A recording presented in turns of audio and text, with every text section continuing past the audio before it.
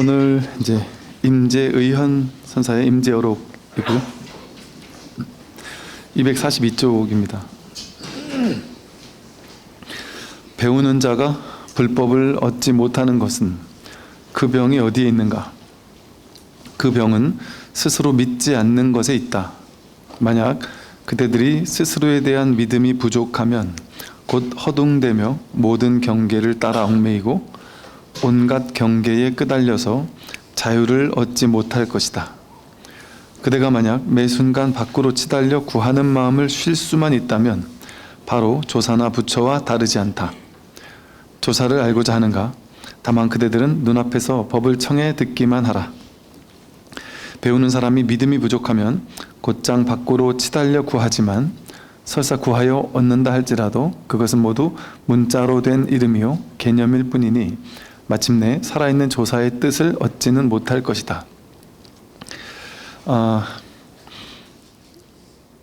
이 믿음이 부족하면 이게 이제 신성취라고 해서 이 믿음이 성취되는 것이다 이렇게 얘기를 하거든요. 여기에 대한 이 자리에 대한 이 자기 본성에 대한 어떤 감이 좀 오고 또 언뜻 이렇게 한번 확인하고 그런 사람조차도 한동안은 긴가민가? 진짜 이게 단가? 이게 맞나?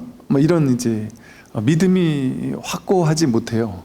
그래서 이거 말고 이거는 너무 당연한 거고 너무 평범한 거고 너무 아무것도 아닌 것이고 너무 누구나 다 쓰고 있는 거니까 설마 이걸까? 이런 어떤 의심이 들기 때문에 믿음이 확고부동하지는 않은 거예요. 그래서 이제 시간이 좀 이제 지나면서 공부를 꾸준히 해 나가면서 이제 말 그대로 신성취, 믿음이 확고하게 이제 성취가 되는 이제 그런 공부가 되는 거거든요.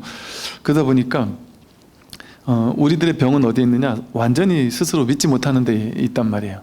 그래서 이걸 그냥 확실하게 믿어버리면 되는데 그걸 믿지 못하면서 허둥대는 세월을 좀 오래오래 보내게 돼요. 그리고 또 그대가 만약 매 순간 바깥으로 치달려 구하는 마음을 쉴 수만 있다면, 그러니까 이 공부는 막 찾고 찾다가 찾은 것을 딱 찾고 나서 이제 문제가 끝나는 공부가 아니라 찾고 찾다가 찾을 게 없었구나. 본래 늘 있었던 거구나 라는 것을 이제 문득 확인하고 나니까 저절로 이제 치달려 구하는 마음이 사라지는 거죠. 더 이상 찾는 이게 이거니까 이 찾을 필요가 없구나 라는 게 너무 명백해지는 공부란 말이죠. 조사를 알고자 하는가? 다만 그대들은 눈앞에서 법을 청해 듣기만 하라. 진짜 불법을 설해주는 조사의 법, 또 스승, 부처의 법을 알고 싶은가? 그렇다면 뭐만 하면 된다. 다만 그대들은 눈앞에서 법을 청해 듣기만 하라. 이게 다예요. 이게 중도의 공부고 이렇게 하는 공부죠. 그러니까 놀랍게도 우리는 불교는 수행의 종교다. 그래서 수행을 해야 된다. 갈고 닦아야 한다. 그리고 불교 안에서 온갖 수행법들이 있어요. 명상 방법, 기도 방법, 수행 방법, 기도, 연불, 독경, 좌선, 명상, 온갖 가나선, 호흡관, 별의별 수행 방법이 있잖아요. 그러니까 우리는 그것을 불교라고 알고 살아왔단 말이죠. 그러다 보니까 당연히 불교는 수행하는 거지. 수행의 종교지. 요것만 생각하며 살았는데 이제 우리는 부처님 생애를 다 봤으니까 알 거란 말이에요. 부처님 생애를 보면 스님들이 모여 앉아가지고 연불했다는 소리 있습니까? 부처님 스님들이 모여 앉아가지고 신묘장구 대단하니 했다는 얘기 들어봤냔 말이에요. 온만이 반면을 했느냔 말이에요. 오히려 주력을 하지 마라 이런 얘기는 있었어요. 그 연불은 어디서 나왔냐면 연불, 연법, 염승이라고 해서 항상 불법성 삼보를 늘 이렇게 잊지 마라. 염해라, 기억해라. 그거거든요. 그러니까 이 법에 대한 간절함, 이거 놓치지 마라 이 소리예요. 연불이라는 것은. 근데 그게 이제 부처님 명호를 자꾸 외워야지만 잊혀지지 않잖아요. 중생들에게는. 그러니까 이제 그게 어떤 그 수행법인 것처럼 그렇게 바뀌었을 뿐이지. 부처님 당시에 부처님은 그냥 법문을 했단 말이에요. 오히려 부처님은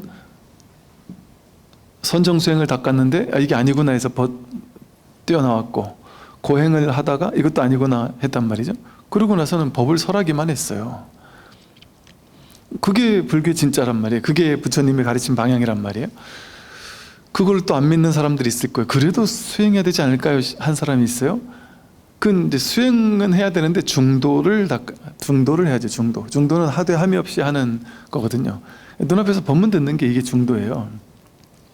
그러니까 그래도 아니지 않을까요? 하는 사람이 선의 초기 선불교 때, 조사 스님들의 시대, 이런 임지, 조주, 마조, 황벽 이 당시에 선불교의 어록들만 보더라도 여기서도 똑같단 말이에요. 수행하라는 얘기 하나도 없었어요. 오히려 수행하는 사람들을 약간 좀 혼내거나 좀 이렇게 질타하거나 타박하거나 이런 일들은 있었지만 수행하는 건 없었어요. 그냥 법을 설했을 뿐이지. 그리고 곧장 법을 드러냈을 뿐이죠. 직지인심했을 뿐이지 수행하는 건 없었죠. 그래서 딱 이거예요. 알고자 하느냐? 다만 그대들은 눈앞에서 법을 청해 듣기만 하라. 이게 중도예요. 배우는 사람이 믿음이 부족하면 곧장 밖으로 치달려 구하지만 설사 구하여 얻는다고 할지라도 그것은 모두 문자로 된 이름이요 개념일 뿐이니 마침내 살아있는 조사의 뜻을 얻지 못한다.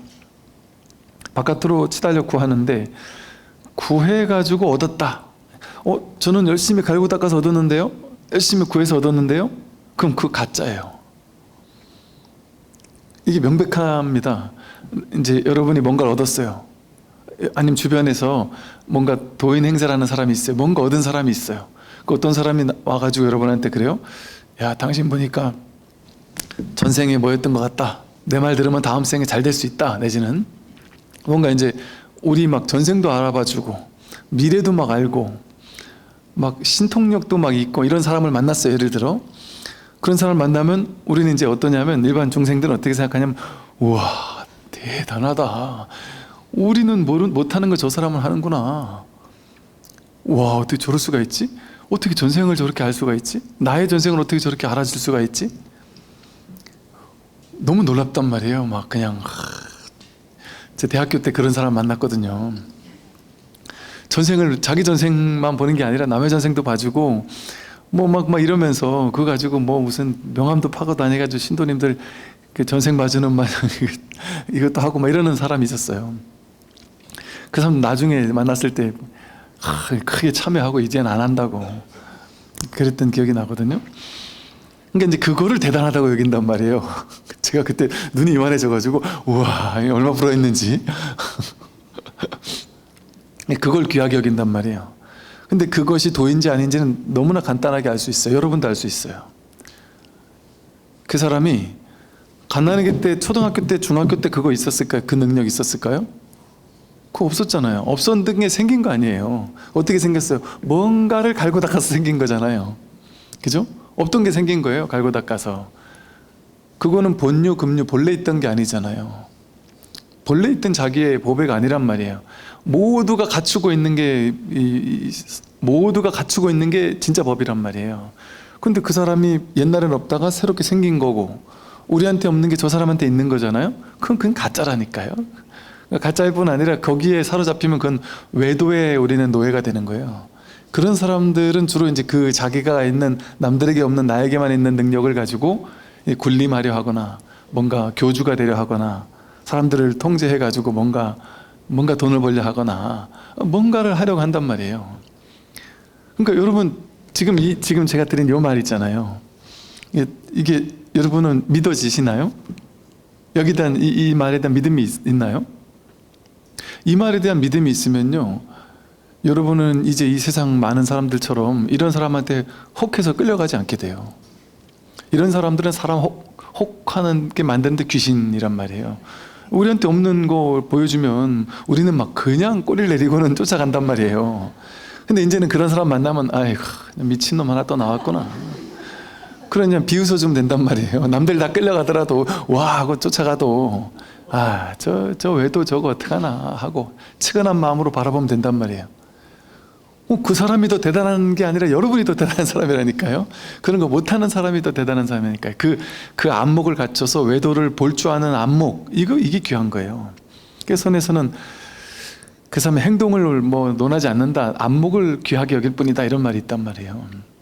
그러니까 그 진실을 진실답게 볼 수 있는 안목, 이거 갖추는 게 가장 위대한 거예요.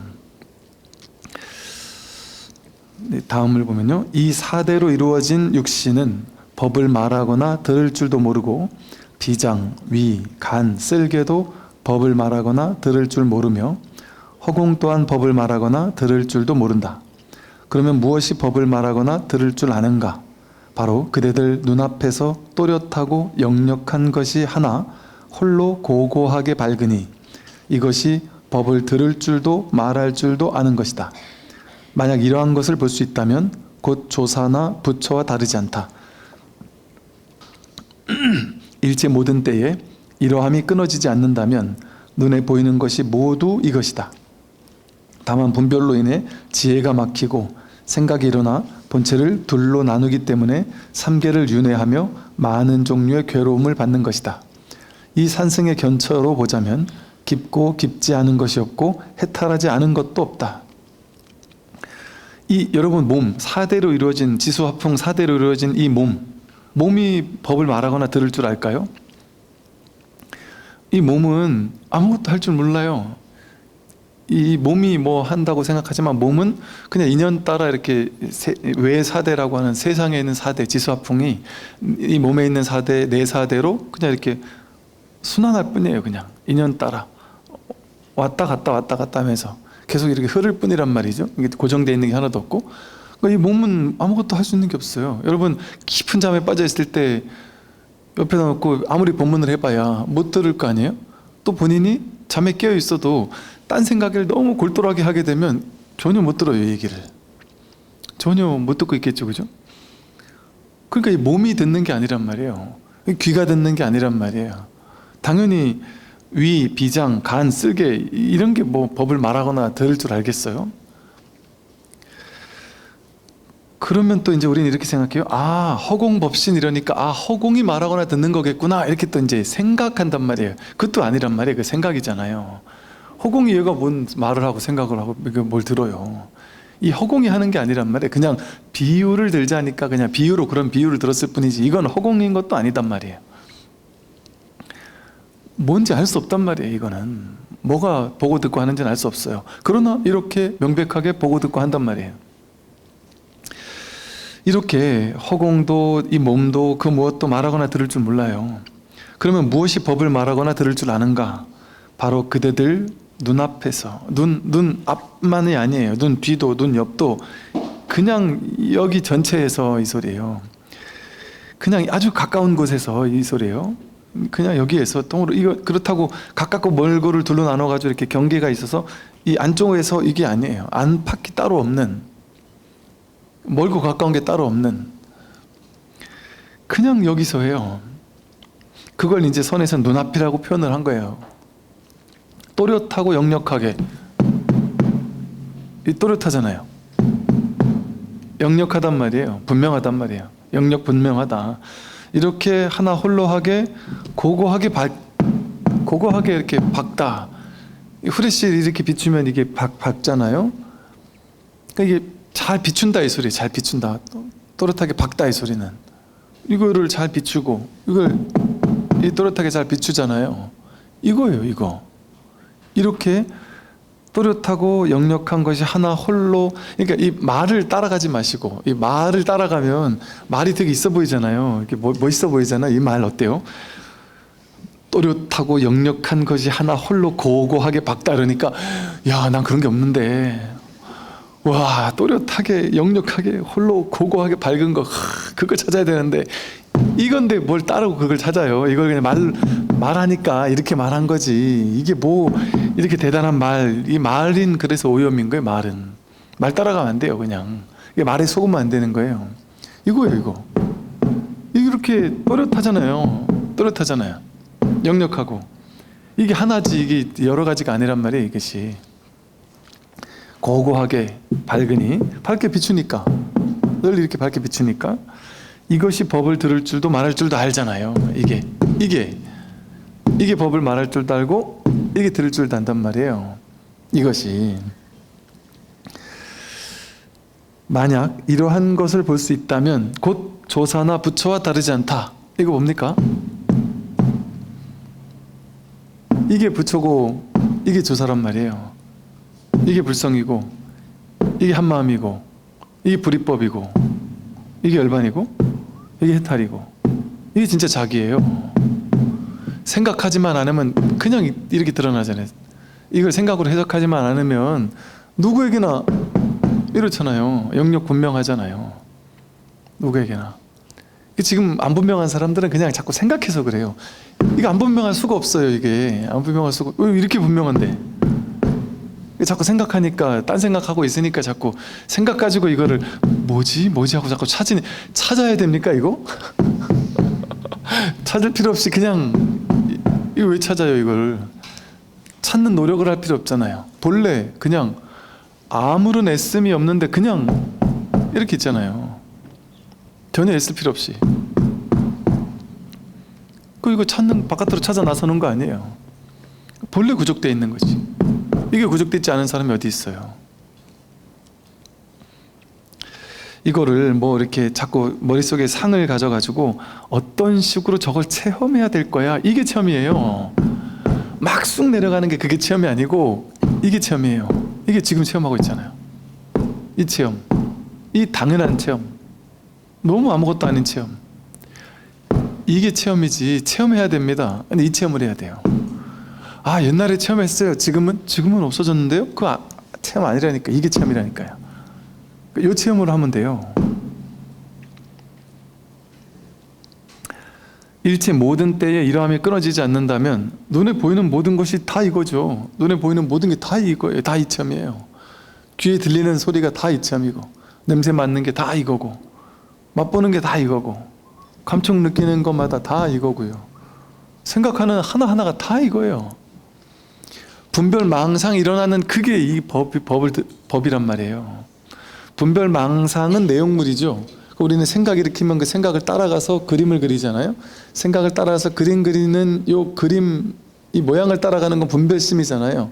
분별심 말고 그 모든 생각을 다 생각이 있는 줄 알잖아요. 비추잖아요. 아, 이 생각도 있네 저 생각도 있네 오늘 왜 생각이 많아 하고 이렇게 알잖아요. 비추고 있잖아요. 이거는 그 생각이 아니잖아요. 생각이지만 생각이 아니잖아요. 생각이 일어날 때 그게 딱 바로 드러난단 말이에요. 그러니까 번뇌가 있는 거기에 직해서 보리가 있죠. 이 알미 있잖아요. 이 비춤이 있잖아요. 그러니까 생각이 있을 때 바로 이게 있고 볼 때 바로 이게 있고 볼 때 보이는 내용 얘기하는 게 아니라 보는 이 비춤 분별하지 않고 그냥 이렇게 드러나는 이 비춤 이렇게도 알잖아요. 이게 같이 있잖아요. 동시에. 그럼 이 비춤의 자리에서는 이걸 보나 저걸 보나 사람을 보나 뭐 똥을 보나 부처를 보나 똑같잖아요. 근데 보이는 내용을 따라가면 부처 보는 것과 똥을 보는 건 다르죠. 근데 이 자리에서는 부처를 보는 것과 똥을 보는 게 똑같죠. 그 부처가 뭡니까? 마른 똥막대기죠. 평등하란 말이에요. 부처나 똥막대기나. 다만 분별로 인해 지혜가 막히고 생각이 일어나 본체를 이것을 둘로 나누기 때문에 삼계를 윤회하며 많은 종류의 괴로움을 받는 것이다. 이 산승의 견초로 보자면 깊고 깊지 않은 것이 따로 없어요. 이거는 뭐 깊고 깊지 않고 뭐 숨겨지고 드러나고 이런 게 아니에요. 그냥 누구에게나 다 드러나 있기 때문에 어디 깊이 숨겨 있는 게 아니에요. 이거 막 깊은 법 이런 게 아니에요. 그냥 너무 당연한 것이지. 그 해탈하지 않은 것이 없다. 산승의 견처에서 보자면 해탈하지 않은 것이 없다. 해탈하지 않은 게 없어요. 해탈하지 않은 게 없어요. 해탈 못했어도 해탈이에요. 사실은 해탈 못했어도 해탈이에요. 그러니까 발심한 사람은 이걸 내가 한번 확인해 봐야 되겠다 한 사람만 이걸 알 수 있어요. 발심 안 한 사람 억지로 교화하려래 봐야 교화가 안 돼요. 그리고 그 사람도 어떻게 해야 되지 않을까요? 그 자기 생각이란 말이에요. 그거 어떻게 안 해도 돼요. 어젯밤 꿈에 등장인물들 있잖아요. 여러분 꿈을 깨니까 그게 그 꿈속에 있었던 모든 사건 사고 모든 사람들 다 실제가 아니잖아요. 그런 사람 없잖아요. 그냥 나 하나뿐이지 내 마음 하나뿐이지 내 마음이 펼쳐서 그렇게 온갖 사람으로 드러났을 뿐이지 그게 너무 명백하잖아요. 그러니까 지금 여러분이 꿈을 깨니까 어젯밤에 꿈속에서 만났던 그 불쌍한 사람, 내가 도와줘야 되는데, 내가 가서 이게 꿈이라는 거 알려줘야 되는데, 그 사람 오늘쯤 잘하면 자살할 수도 있는데, 내가 빨리 가가지고 이게 꿈이야, 너 그렇게 괴로워하지 마 하고 알려주고 싶나요? 그런 생각은 아무도 없을 거예요. 왜냐면 깼으니까. 꿈 깨니까 그게 아니, 그놈이 아니구나, 그 사람이 아니구나, 굳이 할 필요가 없구나, 다 깨달아 있구나, 그 말로 하자니 깨달아 있다, 이렇게 한 거지. 이게 다 무아라니까. 이게 그래서 그런 자아가 없어요. 그런 존재가 없어요. 그대가 삶과 죽음, 가고 머문, 집착과 벗어남으로부터 자유롭고자 한다면 지금 법을 듣는 그 사람을 알아야 한다. 모든 집착으로부터 벗어나고자 하면, 자유롭고자 하면, 삶과 죽음에서 자유롭고자 하면 이 법을 듣고 있는 이 사람, 지금 이런 법을 듣고 있잖아요. 이 사람을 알아야 된단 말이에요. 이 사람은 이게 진짜 참사람인데 임재스님 이걸 참사람이라고 했어요. 위치 없는 참사람, 무위진인 이랬어요. 위치 없는 참사람, 위치가 없잖아요 이게. 여러분, 제가 하는 소리를 듣잖아요. 어디서 들어요? 그 위치가 어디예요? 듣는 놈의 위치가 어디 있을까요? 여러분 귀 속에 있나요? 아니면 여기 있나요? 여기 있을까요? 아니면 여러분이 듣기에는 지금 저 마이크에서 들리잖아요, 제 소리가. 그죠? 그럼 그 마이크 안에 있을까요? 아니면 여기 있을까요? 여러분 귀에 있을까요? 아니 허공 속에 있을까요? 이게 그렇게 다른 어떤 위치가 따로 있냔 말이에요. 여러 군데서 막 있냔 말이에요. 그게 그렇게 위치가 있는 게 아니에요. 그냥 이거지. 이것뿐이지. 위치를 찾으려고 하면 못 찾아요. 찾을 수 없어요. 그냥 이거 지금 듣고 있잖아요. 이거 지금 듣고 있는데, 듣고 있는 내용물 따라가지 말고 그냥 듣고 있잖아요 지금. 이건 명백하잖아요. 그거 홀로 명백하잖아요. 이 듣고 있다는 이 사실은 너무나도 명백하잖아요. 듣고 있는 그놈이 지금 명백하잖아요. 있잖아요. 확실하게 있잖아요. 그죠? 어디 있는지 모르겠어요. 위치가 어딘지도 모르겠어요. 이 몸은 아닌 것 같아요. 우린 그동안 몸이라고 생각했는데, 귀가 듣는다고 생각했는데, 이 몸은 4대로 된 육신은 들을 줄도 말할 줄도 몰라요. 그런데 명백하게 듣고 있단 말이에요. 그놈이라고요. 그놈. 그 찾을 수 없어요. 어떤 모양이 없어요. 위치가 없어요. 어떻게 할 수가 없어요. 이건 알 수도 없어요. 근데 명백하잖아요. 분명하잖아요. 이 사람은, 이게 이제 진짜 우리라는, 나라는, 이게 진짜 참사람이거든요. 이게 진짜 자기거든요. 이 진정한 자기, 이 참사람은 모습도 없고 모양도 없고 모습이 없잖아요. 모습 없는 게 이렇게 듣고 있잖아요. 모양이 없는 게 이렇게 듣고 있단 말이에요. 뿌리도 없고, 이게 뭐 뿌리가 없어요. 근본도 없고 머무는 것도 없고, 활활 발발하게 반응하여 활활 발발하게 그냥 여서 들리면 이 소리 듣고, 저 뒤에서 들리면 뒤에서 듣고, 어디 뭐 소음이 들리면 소음을 듣고, 뭐든지 그냥 다 비춘단 말이에요. 보고 듣고 느끼고 알고 모든 것을 다 그냥 활활 발발하게 비춘단 말이에요. 활활 발발하게 반응하여 수많은 것들에 작용하지만, 보면 볼 때 작용하고, 들으면 들을 때 작용하고, 냄새 맡을 때, 맛볼 때, 뭐 생각할 때, 막 항상 이게 작용해서 이게 비추는 거죠. 작용하는 곳이 따로 정해진 것은 아니다. 어떤 특정한 장소, 특정한 이 장소, 작용하는 곳이 따로 있지 않아요. 그러니까 편만에 있다 이런 말을 쓰죠. 그냥 온천지 편만에 있으니까 그 작용하는 그게 자기예요. 어디 있지 않아요. 그냥 곳곳에 편만에 다 있으니까. 그러니까 작용하는 거기에 자기가 있어요. 이 몸에 자기가 있는 게 아니라 저 콜록, 거기에 내가 있다고요. 그러니까 이걸 그 존재와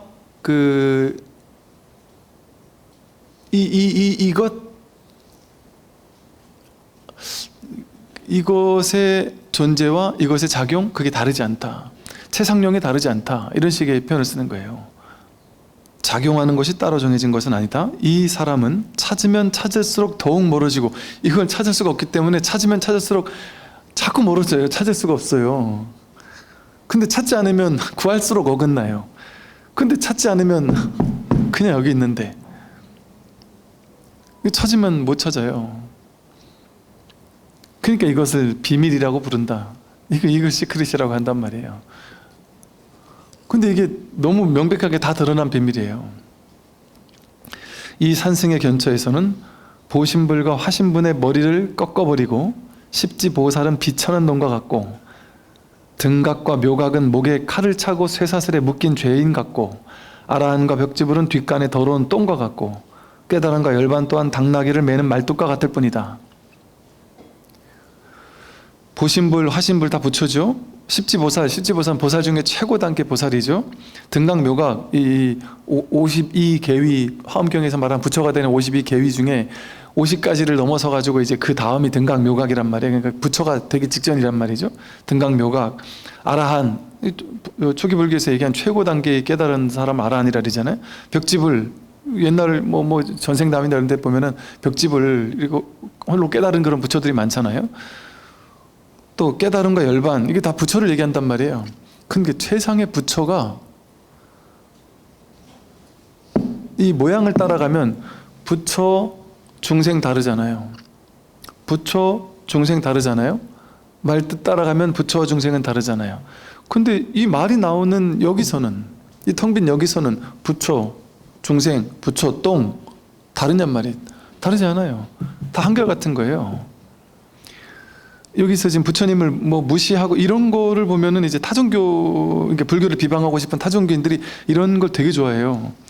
그게 희한하게 이런 것만 찾아다가 불자들을 꼬셔요. 불자들한테 야, 너 이런 거 봤니?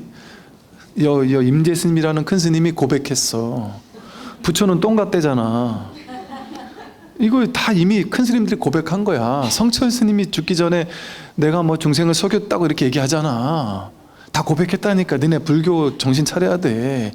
이렇게 얘기하면서 유튜브 영상을 만들어 가지고 그걸 막 전파를 하니까 그걸 보고는 막 벌벌벌 떨려가지고 우리 불자분들이 순진해가지고 왜 기복불교만 알다가 그 얘기를 들으니까 이게 진짜 경전에 나온 얘기가 맞으니까 이걸 보고 벌벌벌 떨면서 혼자서 막 불교는 내가 쓸데없는 종교를 잘못 믿었구나 이렇게 막 혼자 벌벌 떨다가 그 떠는 사람들 대표가 저한테 문자를 보냈더라고요.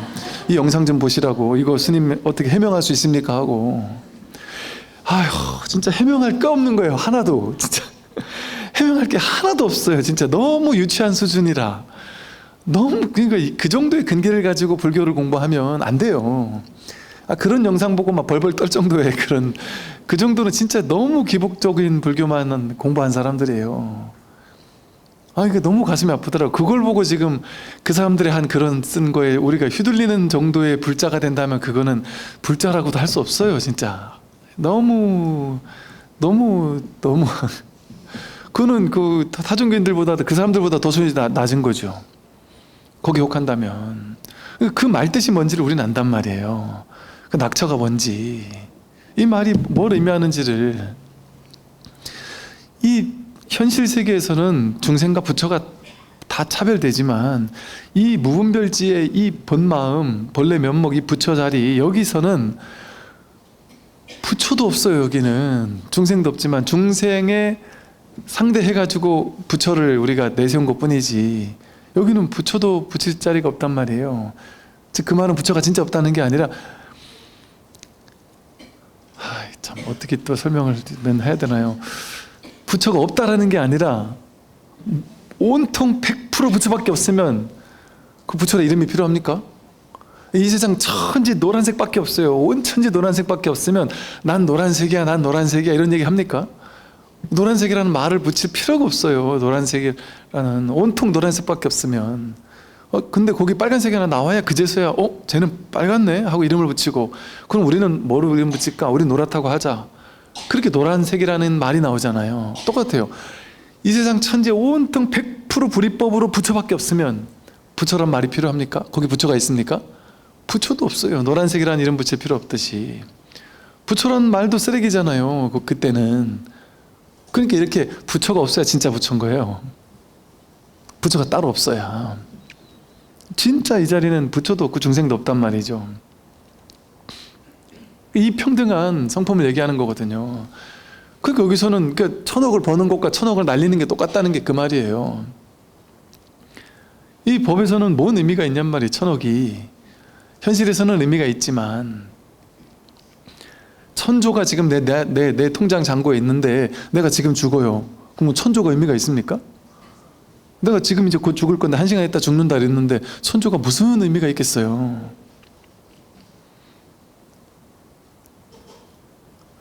그러니까 내가 그렇게 어마어마한 돈이 있는데 자식들이 이놈들이 나를 무시하니까 기분 나빠가지고 유서에다가 자식들한테 하나도 안 주고 강아지에다가 전 재산 주겠다 하고 남기고 떠난 사람도 있단 말이에요. 그 자식이 와가지고 막 항의하면서 이게 말이 되냐 하고 뭐 소송을 거니까 그 밑에 이제 유서에 딱 적어놨단 말이에요. 밑에다가 만약에 내 자식이 이거에 소송을 걸면 그나마 조금 줄라 그랬던 그도 뺏어라. 뭔 의미가 있겠어요. 또 어떤 분들은 막 노후됐는데 돈만 있으니까 아니 나이가 들으셔도 어쨌든 내가 또 이렇게 남은 인생 같이 할 사람하고 이렇게 따뜻하게 살고 노후를 같이 이렇게 지낼 사람을 만나고 싶은데 이 돈이 너무 많으면 자식들이 그걸 반대한다는 거예요. 그 재산 그 새엄마한테 뺏기니까. 그런데 그게 의미가 있냐면 그게 죽음 앞에서는 의미가 없어요. 죽음 앞에서 의미가 있다면 진실한 의미는 없다는 거예요. 천조가 있어도 내가 죽을 거면 아무 의미가 없다는 게 너무 황당하지 않나요? 내가 이렇게 숨 쉬는 이게 천조보다 훨씬 더 귀한 거라니까요. 이 숨 쉴 수 있다는 이 아무것도 아닌 게 천조보다 더 귀한 거잖아요. 천조 죽게 숨 못 쉴래 하면 뭐 선택하시겠어요? 어마무시한 걸 지금 우리는 이미 갖추고 있다니까요. 100%. 그런데 이제 찌지부리한 거, 이 천조 따위 이런 찌지부리한 거 욕심내고 사는 게 얼마나 어이가 없어요. 우리는 그보다 훨씬 더 귀한 걸 이미 이렇게 구족하고 있는데 살림살이를 다 각자 자기가 구족하고 있는데 일 없는 이가 귀한 사람이니 조작하지 말고 다만 평상심을 지니라. 바깥으로 구하러 다니며 할 일을 찾는다면 오해한 것이다. 그대는 찾아다니고 있는 바로 그것을 아는가. 일 없는 이가 귀한 사람이에요. 이거는 뭐 그냥 일 없는 거예요. 그냥 그게 귀한 사람이죠. 그러니까 조작할 필요가 없어요. 그 일 없이 조작하지 않아도 그냥 인연 따라 반응하며 살아요. 그게 평상심이에요. 배고픈 밥 먹고 배부르면 싸고. 이게 가장 위대한 평상심이에요. 우리는 이 평상심 없습니까? 다 있잖아요. 졸림 자잖아요. 하루 종일 힘들게 일하면 그냥 녹초가 돼서 퍽 쓰러지잖아요. 그게 평상심이고 그게 부처예요. 그 부처 죽었습니까? 그 부처가 지금 살아서 이렇게 그 부처로 살고 있잖아요. 우리가 명백하게. 바깥으로 구하러 다니며 일을 찾는다면 이거는 법을 오해한 거예요. 바깥으로 구하며 찾을 게 없어요. 찾아다니고 있는 그건데 그대는 찾아다니고 있는 바로 그것을 아느냐. 찾아다니고 있는 이거 뭘로 찾아다녀요? 찾아다니는 이거를 말고 따로 찾을 게 없단 말이에요. 마음이라는 법은 모양이 없으면서 온 우주를 관통하고 눈앞에 드러나 작용한다. 이 마음은, 이 법은 모양이 없어요. 모양이 없는데 온 우주를 확연하게 관통해서 눈앞에 언제나 드러나서 작용해요. 하늘에 천둥이 꽝꽝 하고 내리치는 거기에 있잖아요. 거기에 이 작용이 있잖아요. 이 눈앞에만 있는 게 아니라 눈 뒤에도 있고 세상 온 천지에 그냥 이 작용이 그냥 그냥 화령관통하게 드러나 있단 말이죠. 온 천지가 이거 아닌 게 없으니까. 불법은 애써 구하는 것이 아니라 다만 평상심을 유지하여 특별한 일이 없게 함이니 추우면 옷을 입고 더우면 옷을 벗고 배고프면 밥을 먹고 졸리면 잠을 자면 되는 것이다. 어리석은 자는 나를 비웃겠지만 지혜로운 사람은 그 뜻을 안다. 애써 구하는 게 아니라 평상심이에요. 그 특별한 일이 없는 게 공부예요. 특별한 일이 있는 사람들, 이게 여러분 인생에 뭔가 이렇게 이벤트가 있어야 될 것 같잖아요. 그러면서 이제 이 노보살님들 하는 말이 뭐냐면, 젊었을 때는 뭐 자식 뭐 대학도 보내야 되는 긴장감, 또 취직도 시켜야 되는 긴장감, 또 취직하면 애가 뭐 어쨌든 뭐 명절 때 놀러 올까, 뭐 자식도 애가 손주를 나한테 안겨줄까, 뭐 이런 삶의 이벤트가 남았단 말이에요. 뭔가 기대할 게 있어요. 기대할 거리가 있고, 뭔가 막 그냥 또 남편이 나한테 또 뭐 잘해주고 뭐 1년쯤 지나면 우리 해외 여행도 한번 가자 뭐 온갖 이제 뭔가 이렇게 이벤트들이 삶에 이렇게 남아있단 말이에요. 그럴 땐 그나마 지금이 힘들어도 기다릴 맛이 있었단 말이에요. 근데 이제 연세가 많이 드시고 나니까 이벤트 거리도 이제 다 사라졌고 이벤트가 있어도 별 재미가 없고 어머님 모시고 제가 외국 가겠습니다 했는데 외국 안 가고 싶고 외국 가려니까 기력이 빠져가지고 힘이 들어서 외국 갈 힘도 없고 예를 들어 그럴 수도 있고 뭔가 삶에 이제 이벤트도 없고 또 뭔가 막 재밌는 뭔가가 있어도 옛날엔 그게 재밌었는데 지금은 재밌지도 않고 아무런 특별한 게 없는 거야 인생에 도대체 완구에. 그게 좋은 거예요. 왜냐하면 젊었을 때는 우리가 왜 그게 좋은 줄 알았는지 아세요? 젊었을 땐 그 이벤트, 그 특별한 일들 그거를 추구했잖아요. 그걸 기다렸잖아요. 그게 있기를 하면서 뭔가 없으면 억지로라도 그 이벤트를 자꾸 찾았잖아요. 쫓아다녔잖아요. 그래서 그거 달성되면 그게 달콤한 줄 알고 좋았는데 그거 달성되고 나서 공허하단 말이에요. 또 자식들 와가지고 막 신나게 막 밥도 먹고 막 손주들 재롱도 피우고 해서 좋았는데 휙 떠나가 버리면 또 혼자서 공허하단 말이에요. 그게 일시적인 이벤트였단 말이에요. 근데 우리는 그 중독, 일시적인 중독이죠. 약간 이렇게 무슨 뽕 맞는 것처럼 일시적인 특별함이 가져다주는 위안 같은 거였단 말이에요. 근데 그건 진정한 위안이 아니었단 말이에요. 근데 그 위안을 이제 더 이상 찾지 않게 되면 어떨까요? 그걸 찾는 동안은 그게 있어야 행복해요. 그리고 그걸 기다리는, 그러니까 사람들이 그래요. 그래도 스님 그 희망을 기다리는 그 맛에 사는데요. 그게 어리석음이라니까요. 희망을 기다리는 그 맛에 사는 게 어리석은 거예요. 그걸 기다리지 않았으면 지금 여기 눈앞이 역력한데 그거 기다리느라고 그 가짜의 기쁨에 도취돼가지고 잠깐 명절 때 그래도 뭔가 사는 것 같아 좋았는데 그 좋은 거 그 이후에 오는 그 공허감 그건 연세 드신 분만이 아니에요.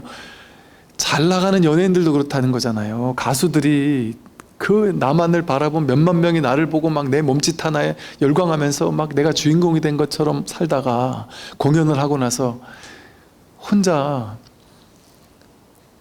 자기 자취방에 그게 아무리 넓은 궁전 같은 자기 집이라도 아무도 없는 곳에 혼자 문 열고 들어가서 쎄한 곳에 혼자 이러고 있으면 그때 갑자기 이게 막 공허감이 물밀듯이 찾아온대요. 그러니까 그것이 막 너무 어떤 경우는 너무 고통스러워서 그런 게 막 우울증으로도 오고 막 공황장애 오기도 하고 그 한없는 그 텅 빈 공허감을 어떻게 할 수가 없다고 그러거든요.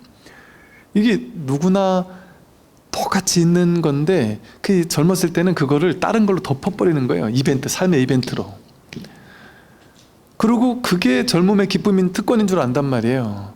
그게 특권이 아니라 젊음은 그것 때문에 진실을 보지 못하고 그 중독적인 거, 자극적인 거, 그거에 대한 달콤함에 중독되어 가지고 그걸 쫓아가는 시기가 젊음이에요. 그게 젊음을 부러워할 필요가 없어요.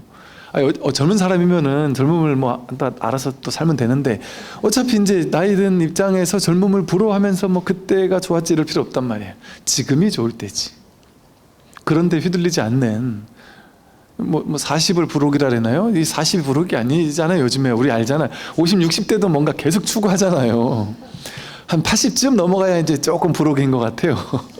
한 80 정도 넘어가시면 이제 뭐 세상 달통하셔가지고 좋은 것도 없고 나쁜 것도 없고 그냥 이렇게 사시는데 이게 특별한 게 좋은 게 아닙니다. 특별함이 없는 거 이게 공부고 추우면 옷을 입고 더우면 옷을 벗고 배고프면 밥을 먹고 졸리면 자고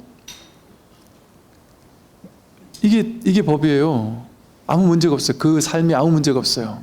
그런데 중생은 어떠냐면 나이 이제 연세가 많이 드셔가지고 나도 추우면 옷 입고 더우면 옷 벗고 배고프면 밥 먹고 졸리면 자는데 일반 중생들은 그러면서 요거 똑같이 한단 말이에요. 추우면 옷 입고 더우면 옷 벗고 배고프면 밥 먹고 졸리면 자는데 속으로 생각이 아이고 이 늙은 할망구가 돼가지고 돈도 못 벌고 생산적인 일도 못하고 남들이 나를 무시하고 이렇게 뭐 돈도 제대로 못 벌면서 내 이렇게 비참하게 산다. 내가 나 할아버지도 빨리 이 남편도 빨리 죽어가지고 혼자 외롭게 말이지. 맨날 이거 하루 이틀도 아니고 이게 심심해서 이런 인생은 진짜 비참한 인생, 이거 어떻게 사나 하면서 누가 나랑 놀아줄 사람도 없고 그 생각 때문에 괴로운 거예요. 그 생각만 없으면 졸리면 자고 배고프면 먹고 추우면 입고 더우면 벗고 이게 도인이라니까요. 근데 이 조주스님, 임재수님 같은 분은 어때요? 아니, 조주스님 80 넘어 사시는 동안 그렇게 살았다니까요. 조주스님 똑같이 이렇게 살았어요. 그냥 졸리면 자고 하면서. 그러면서 겉으로는 우리랑 똑같이 살았단 말이에요. 조주스님 보세요. 겉으로는 우리랑 똑같이 당신들이 연세가 드시니까 동네 할망구들이 찾아와가지고 자꾸 뭐 빌려가기나 하지 보시도 하나도 안 하고 절에 스님들한테 와가지고 스님한테 와서 진짜 보시를 하는 걸 그냥 자꾸 뭐 어떻게 가져가려고만 하고, 그리고 지가 도를 안다고 지 할머니가 도도 모르는 주제에 나 같은 부처한테 와가지고 말이야, 나 같은 도인한테 와가지고 스님이 말이지 도심이 깊어가지고 도를 닦아야지 맨날 이러고 있는다고. 왜냐면 배고프면 먹고 졸리면 자고 배부르면 싸고 하고 사니까 이렇게 생산적이지 못하게 이렇게 산다면서 할머니 욕하고 간단 말이에요. 그러니까 조스님은 참 진짜 어이가 없죠. 그러면 사는 게 도인이라니까요. 그러니까 그 조주스님의 도인의 삶과 우리 그냥 평범한 할머니 삶이 똑같잖아요. 지금 시골에 있는 독거 노인 어르신분들의 삶이 똑같잖아요. 다를 게 없잖아요. 근데 뭐가 달라요? 그 생각을 따라가는 거예요. 우리는 그 생각을 따라가서 심각해하고 괴로워하고 비참해하고 막 늙음이라는 건 힘든 거야, 뭐 사람들이 나를 무시해 어쩌고 이런 생각을 따라가고, 아니 조조스님은 그 생각 일어나지만 그 생각 일어나니까 그런 말 쓰겠죠. 그 생각 일어나더라도 그냥 재미로 그런 생각하는 거예요. 그냥 일어났는데 일어난 바가 없는 거예요. 끌려가지 않는 거예요. 그냥 조조스님이 저 할망구 맨날 와가지고 저 보시는 안 하는데 의도나 가고 하지만 그게 싫어서 막 저 할머니가 싫어서 미치겠어서 분노하겠습니까?